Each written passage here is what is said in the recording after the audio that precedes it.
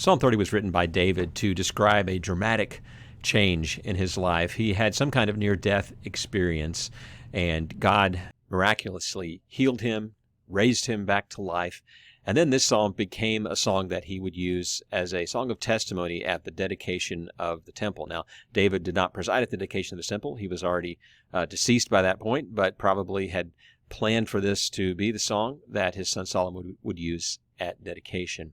It's classified by genre as a song of thanksgiving, giving thanks for God's miraculous deliverance from death. We see there its occasion, dedication of the temple. We see the descriptors there of a near-death experience. I will extol you, O Lord, for you have drawn me up. I cried, and you have healed me. You brought up my soul from Sheol. You restored my life from those who go down to the pit. So David is at death's door here, and he is praising God for his deliverance that he experienced. This psalm is filled with opposites, with statements of reversal. And the first one occurs there in verse 3. You have brought up my soul from Sheol. You restored my life from those who go down. So up and down are present there. Verse 5 is our next pair. His anger is for a moment, his favor is for a lifetime. Weeping may tarry for the night, but joy comes in the morning. We see the opposite of anger is his favor. The opposite of a moment is a lifetime. The opposite of weeping is joy. The opposite of night is morning. We see this dramatic change that takes place, as if God is saying, surprise, I'm turning things around. Verses 6 and 7 remind us of Psalms 15 and 16, where the psalmist declared that I won't be moved, I won't be shaken. And one of the metaphors for that is that of a mountain. Mountains are understood to be very firm, very permanent. And so by your favor, O Lord, you made my mountain strong. The opposite of that, when you hid your face, I was dismayed. So again, a pair of opposites. The Lord, to you I cry.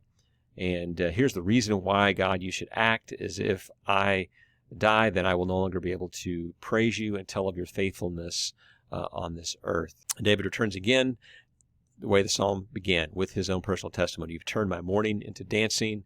You've loosed my sackcloth and clothed me with gladness. So sackcloth would be the clothing of mourning and contrition, and you replace that now with gladness, with celebration. You've taken off my funeral clothes, and I put on wedding garments. That my glory may sing your praise and not be silent. So I've gone from silence to singing. I will give thanks to you forever. And again, we see these opposites, mourning to dancing, sackcloth, gladness, singing for praise, replacing silence. The psalm is also very rich in theology. We see God as a restorer of life, as one who bestows his favor for a lifetime, and one who is the author of reversal, who flips the script, who turns things around. Also note that this does have a reference to the temple. We observe that Psalms 23 through 29 all have a reference to the temple within them. Here there is a reference to the temple in the superscription before the psalm. The psalm also makes us think of Jesus, who declared, I am the resurrection and the life. Whoever believes in me, though he die, yet shall he live. And he spoke those words at the funeral of Lazarus. And of course, Lazarus came right back from the dead at the command of Jesus, who is the resurrection and the life. The psalm also reminds us that God's people are a singing people.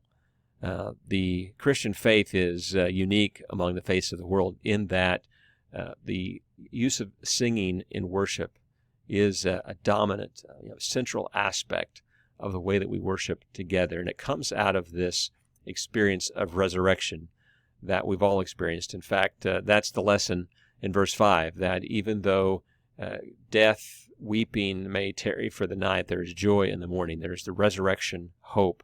There's that surprise Sunday morning, and everything has changed just like that. And so my encouragement to you would be to tell your resurrection story. Every one of us has one. We've had moments in our life where God has turned things around, where he has brought life from death. All of us have that story. Tell yours today.